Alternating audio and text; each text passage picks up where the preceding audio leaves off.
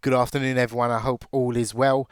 Welcome to the first part of this series where I'm going to be demonstrating how to start a recruitment business from scratch. Now, I've done this numerous times in various different sectors. I've got a whole process, and if I just follow it, I can start a recruitment business and make it profitable within 1 or 2 months. I also do one-to-one consultancy work. I have about 4 businesses that have been started from scratch that are fully fledged recruitment businesses.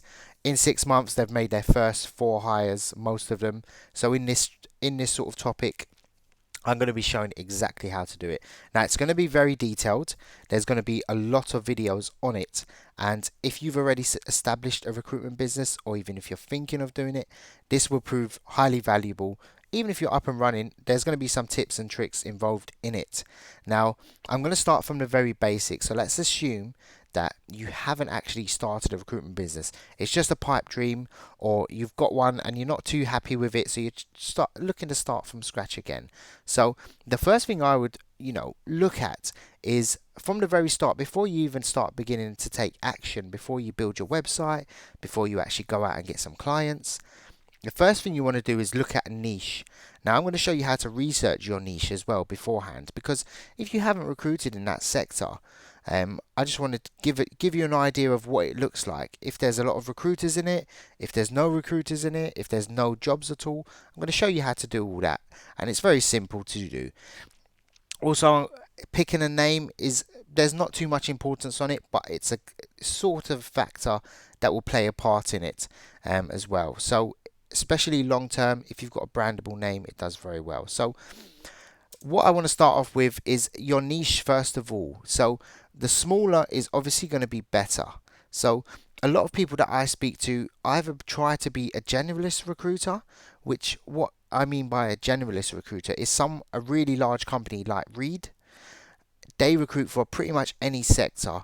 Um, I would definitely avoid that unless you've got a sort of element added to it. So I've been a generalist recruiter, but I was a language generalist recruiter. So the people I was recruiting for had to be bilingual, and it would be any topic or any sector. So it was really good for me because I recruited in multiple sectors, and I found out what one is, there's a huge demand for. Also, don't pick a huge niche. So a lot of people say to me, look, I want to recruit for IT staff, which is great. It's nothing wrong with it. It's very doable. But if you're just looking to do IT, construction, or finance, there's tons of other companies out there, and picking your niche is going to be quite key. So if you can find a certain sector in finance, let's say it's payroll, so you just want to recruit for people that are specialists in payroll. Now, don't think that's too small, because payroll you can even niche down even further through that. So payroll will have positions where there's a payroll director or head of finance that specializes in payroll. You can look at salaries of 100k, or you can have a general payroll assistant which is on a 22k salary. So there's a huge amount of jobs going to be posted out there in that sector. So don't go too large, because you find yourself that you're competing with pretty much everyone, and you're competing with companies that have 10 or 20 or maybe even more staff at the moment. And another thing to mention is you want to be an expert in whatever you're recruiting in. And what I mean by expert is something you've got knowledge in. Now, a general statistic is, I think it was in the IT sector. I don't know if it was developers, but there was a research, a recruitment company interviewed candidates that they worked with before, and 86% of them said they didn't have faith in their recruiter because they didn't feel they were qualified enough to represent them. So the main problem is, if you don't know anything about what you're going into, I mean, if I went into construction recruitment and I had no prior experience, I would find it very difficult if I didn't have training or I'd done prior research to it. So you either want to pick something like what you've graduated in, or you want to find something where you've got a passion for, or you've got, let's say you like football, you can recruit for football if there's football jobs out there, which there are. So you can look at niches like that aren't too obvious and people look at. So let's say I'm very big on digital marketing. I've been doing it longer than Google has been around. and I also do consultancy work for that. So I would, let's say I want to be a digital marketing, expert. I would look at e-commerce. I would look at, narrowing it down even further. So companies that specialize in selling jewelry, for example, online, or they sell, items that are, goods, let's say radios, stereos. You want to look at something like that. You want to be an expert in that field. You don't want to be a general recruiter that just does digital marketing. I would niche down even further. Afterwards, when you get the ball rolling and you've got other consultants working with you or partners, they can all take a specialist field, and then you can become a generalist or something in a huge niche. So I would definitely look at that as an area. Um, just to put it in perspective, when you go to the doctors, you would pay a generalist doctors, you go to the GP first. He's on a lower salary than, let's say, a consultant. And then you go to a specialist consultant, which is obviously paid higher. And then you go, you travel to America and you find the lead that's done so much research in that topic. So they get paid obviously much more. So the experts get paid much more than the generalists. So keep that in mind when you are picking a niche as well. And don't try the scattergun approach from that. So niching down is fantastic, and narrowing down, works well. Trouble is, do not go too small where there's no jobs, but I'm going to show you how to test the market in a second. So this brings me to checking the job market. Now, you want to search what current roles are on at the moment. Let's say, digital marketing is an area I've picked. You want to check how many recruiters are actually recruiting per employer. So if there's a 50-50 split, that's usually a good sign. I want to demonstrate that in a second.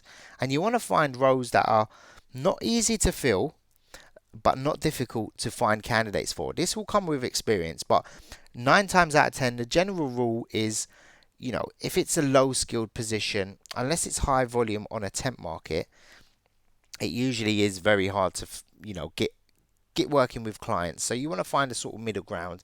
Typically, salaries that are 25 to 60k are usually what employers struggle with. You can do that by testing the market, posting a job in Indeed. If you feel that, you want to recruit for administrators, you need to niche it down, because administrators will get, 200 to 300 job applicants if you, put a job advert out everywhere else. So let's look into it.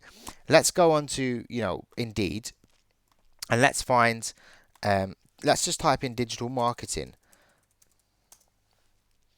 and let's have a look and see.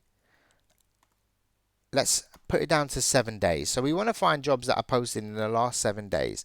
So we've had 500 in the UK, which is a decent, fair enough number. And we want to just look at this section here where it says employer. So the employer is posting on a sort of 25% ratio to the recruiters. What I mean by that is, 25% of all the jobs on here, roughly, are from agencies. So it's not a popular sort of category, I would say. Either companies don't feel the need to go to recruiters, or there's not many recruiters out there doing it. So this could either be potentially good with that. So a lot of employers have posted in the last 7 days. That's a very high number for the last 7 days, especially with what's going on now. So you want to test the market. Let's do another one. Let's just type in construction as a general. So construction is a massive niche. So this is what I say about, a huge niche. This is a category of job. This isn't a sector. This isn't something you should be recruiting in, especially on a startup. So if we look at, it's a 50-50 sort of split as well. In fact, recruiters are in fact dominating the market at the moment with this. So there's a huge demand, and this is a sector that will use recruitment consultants. So either digital marketing is hugely undervalued in terms of how many recruiters are working with them, and there's a huge gap in the market, or there is, no need for them at the moment. And we can look at administration just for another sort of example. If we just type admin, so there's a slightly higher part on the employer side than the recruiter side. So that's how you do a little test in the market, and see how it works from there. Also, picking a name is, you've got two options. you either pick a brandable name, which can be your first name and your surname, or it can be the surname of both partners or all three partners. So my name is Kader Ahmed, so it could be kaderahmed.com. You could also pick a niche, your niche name. So you could say digital marketing professionals or digital marketing experts.com. Whatever you like, it's totally up to you. If you've already picked the name. Now, before you actually go in and you say, yep, this is our business name, you want to go into Company's House, check if your business name is going to be available when you register the company. And also you want to go on GoDaddy and you want to check if any of the domain names are available. So you either want to look at .co.uk, especially if you're recruiting in the UK. That's probably the best bet. I would recommend that. Reason being, most people will find it if they're doing a search on, locally. It's Google works like that. .com is also good if you've got, plans to expand globally. Keep by .com. .ltd is obviously .limited, so you can use that. The reason I would suggest using that or .io is they're still a UK based domain name, but there may be less purchases, they're less popular, so you might pick up a name you like. So I'm going to show you how to obviously do a quick search. So what did we say? Digital marketing professionals, and we can just do a search on here. There's no exact name. So yeah, we can actually register this company, Digital Marketing Professionals. In a later video, I'll be showing you exactly how to do that. So we can look at also going on to GoDaddy and just checking if the name's available. So if we just type in .co.uk at the end, we can see if this name is available as well. So this one is taken. If you scroll down, you can pick up Digital Marketing Professional, which I wouldn't buy. You can put a hyphen in there, or you can put let's say a .ltd, and that is available. So you'd go ahead and purchase that as well, or you can also check .io if it's totally up to you. .io is obviously a bit more expensive, but it's available. So that's how you do your sort of research beforehand, before you actually commit and then you can't find a domain name. So you want to just look at a slight variation if you've got your heart set on anything. And this brings me to my next point is, even when you niche down on your sort of sector that you're looking at, don't niche down too far. Don't look at, digital marketing experts that are also PPC people, because there might only be 10 jobs available. I recruited for a position where there was only 4 people in the country that were actually able to do that job. One actually left the country in that week when I got the job order.